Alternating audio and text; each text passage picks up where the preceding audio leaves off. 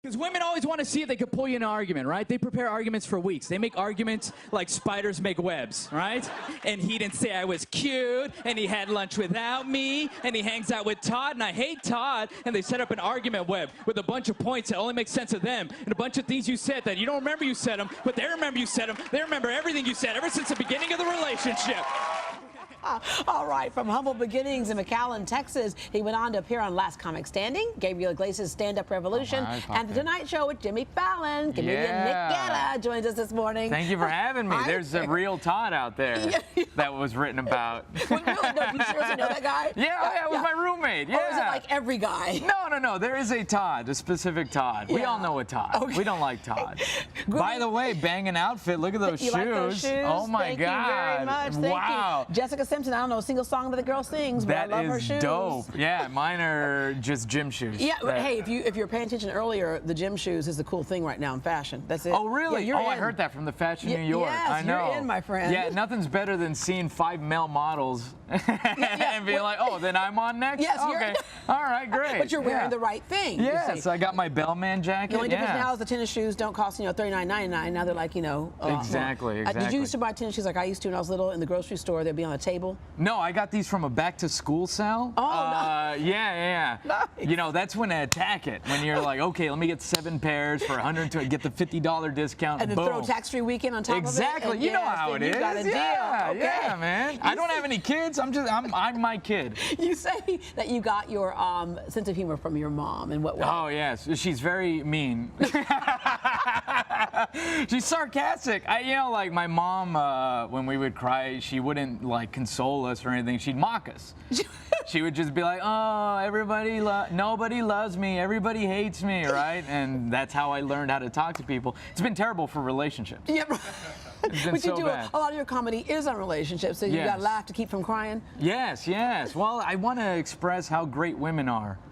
In so many ways, like that's my whole thing. So the more like in the clip, it's like this is what we all go through. So don't think that your girl's crazy. No, she's just your girl. she's your normal girl. She's your normal girl. Yeah. That's how they are. No. For every comedian, there's the start. The first time you got up in front of people saying, "I'm doing stand-up comedy." Yeah, it was at Luby's. Oh, yes, nice. I was 4 years old. Yeah, somewhere in between the Luann platter. Exactly. And the fish special. They can't move.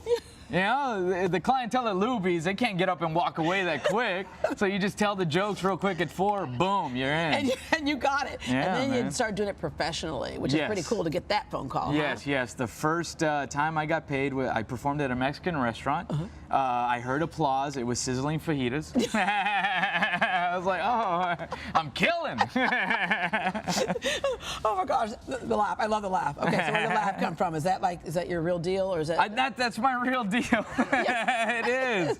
And people mention it, and I forget. Like when you have a goofy laugh, you don't even know that you're doing it. Yeah. Yeah. Other people mock you. They're like, ha ha. You're like, what? That's me. A lot of your stuff is based on relationships, which makes sense because relationships can be kind of quirky, funny things. Well, they're universal. Yeah, exactly. Yeah, everything's relationships. Friendships, whether it's boyfriend, girlfriend, wife, husband, or just friendships. It's all relationship based. Yeah. Yeah. Oftentimes, if you are a Latino or Black, people expect you to do humor that fits into the culture. Although you've had influences from folks like George Lopez and Gabriel Iglesias and Pablo Francisco.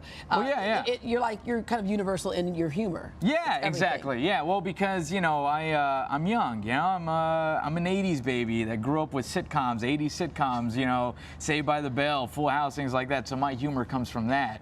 My other influences were like Lucille Ball, Steve Martin, things like that. So I encompass all of that in my kind of jokes on stage.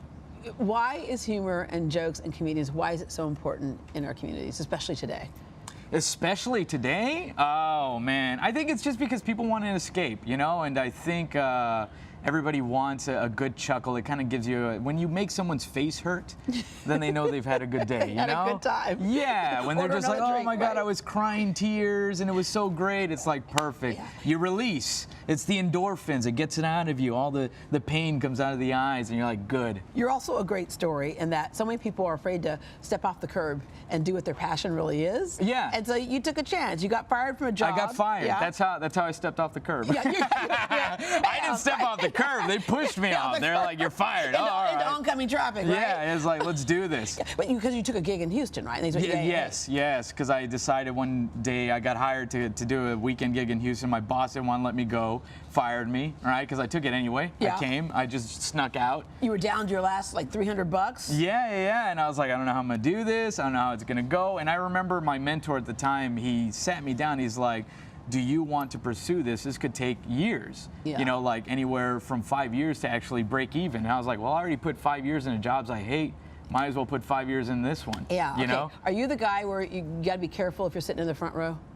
Yes. Well, because I'm tiny. I'm a little guy. Here's the thing, all right? Any guy that's 5'5" and under, we're like chihuahuas, okay? So if you make the wrong eye contact, we snip and we bite and we come after you, you know? You're like, going for the ankle. Yeah, we're not going to hurt you. Yeah. You know, we're hiding behind people's calves, but we're going to snip and bite and come after you, you know? And then act like we did something. Nick, we appreciate you getting up early because we know you do the nightlife.